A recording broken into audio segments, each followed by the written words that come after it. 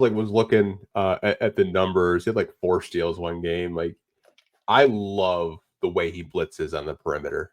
I Mhm. love the gambles. I love that he's willing to just go out there. Like the flop he had on Jokic yesterday was absolutely hilarious. Like Jokic was like actually pissed off that he flopped and got the call. And I don't know if he caught it towards the end of the game. Like Paul Reed, like kind of like gave him like the little smile. It's like, Yeah, yeah, he looked fine. yeah, like I flopped. Yeah. Even Because the Jokic, Anthony Davis, get Anthony Davis a technical foul. Yeah.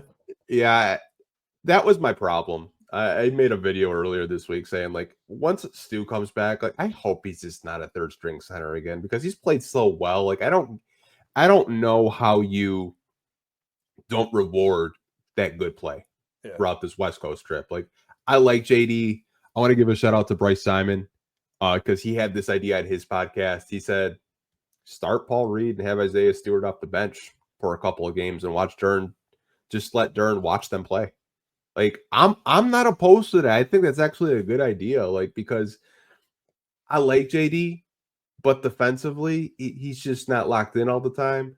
The 2 lane violations last night, man. I was like, what are we doing, man? Like just the focus and attention to detail, the little stuff. It's not there. I think possibly having JD just watch from the bench for a couple of games just to watch Paul Reed and Isaiah Stewart play might do him some good personally. And I'm with Bryce on that. I wouldn't be opposed to the idea. Yeah, I think JB's I think he's bold enough to maybe try it. Especially considering where Duren is. He's not even like his rebounding numbers. Like that's not the same like as it was like just a year ago. He was for a few weeks, he was the number 1 rebounder in basketball. Now, granted, he don't have to be that now, but that production is not the same. He's always like a half second late in his shot contesting. And then his offensive game is completely predicated on what the guards can give him. If they can't create space and lob him an easy dunk, he's not really doing a whole lot outside of other screens to, get other guys open for shots on the perimeter. And he's been a little bit better at not turning those into fouls, which I'll give him credit for. But yeah, he's slowing down a lot for what this team needs right now. Granted, I like having a lob threat for a guy like Cade who seems to throw an impressive lob or two every single game now. But for everything else that they need, he's taking a step back. And yeah, it really would be a bad sign to see Paul Reed play this well and then kind of just, step back to, okay, you're just riding the pine for now. Because yeah, you don't want to do the Monty Williams and, play everybody off the bench in extended minutes, but you can't ignore what you've been seeing from Paul. He's been playing fantastic. That front court badly needs some production consistently, and I think he's a guy that can help provide that on a night-to-night basis. Yeah, I mean, he had a mid-range shot. I know he has the ability to stretch the floor. I know the shot's a little unconventional, but it does go in. I like his passing, his screen setting. He's just played so well this season in a very short role. And if you look at his per 36 numbers, they're absolutely off the chart just because he plays in short spurts. But honestly, JB and the coaching staff might have, some decisions to make, especially with the starting lineup change. Because if you look at the starting lineup, Eric, they have like one of the worst net ratings in the entire NBA. It's just like if you're really serious about making the playoffs, like that is something that you have to consider because you can't just, keep having these guys go out and just, give up 40-point quarters and expect to win. Yeah, that's not gonna cut it, man. It's really not. They need some kind of consistency through the forwards, whether it's Duren too as the center. It's something's just not clicking out of those guys right now. And we thought that maybe with the help of Asar or watching Beef Stew and even through fourth quarters where he's not in the closing lineups, that's not really helping him. We're not seeing the changes elevate his play. We're not seeing him having to sit for stretches, like bring any kind of inspiration for him. It's just kind of been the same thing all season. And I don't think that's going to fly for too long.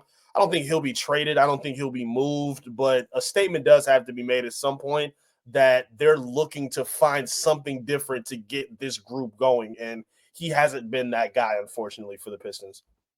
Yeah, it's a shame. I don't really know what to pinpoint with Duren because I thought his rookie year, he showed effort, and I don't know if I've had this conversation with you. I think he regressed a lot with Monty because Monty allowed him to just develop really, really bad habits defensively. Yeah. No accountability, no coaching him up, just kind of letting doing like whatever he wanted.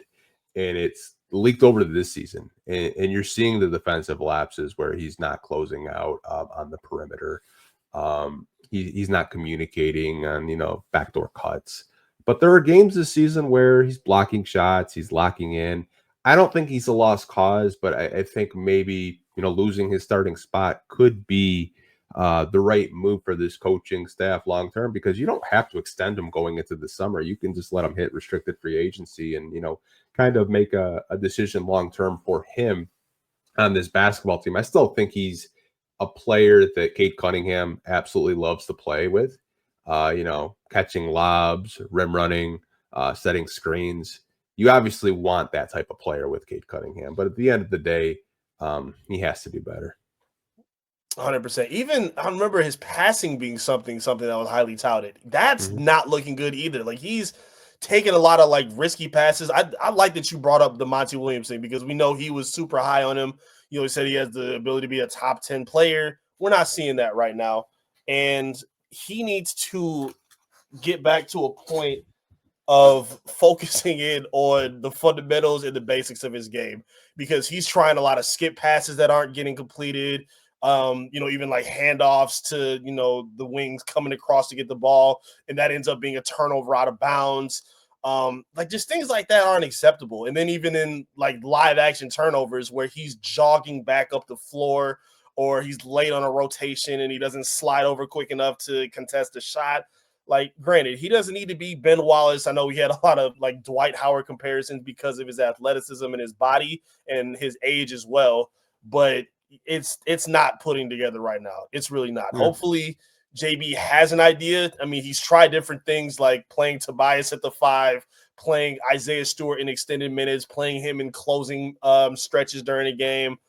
Something has to give, but unfortunately, we're just not seeing that right now from Duren to be the player that this team needs him to be. Yeah, I don't want to rag on him too hard. I think that, he just turned 21. Right. I'm not saying the sky is falling, but the defense does need to improve.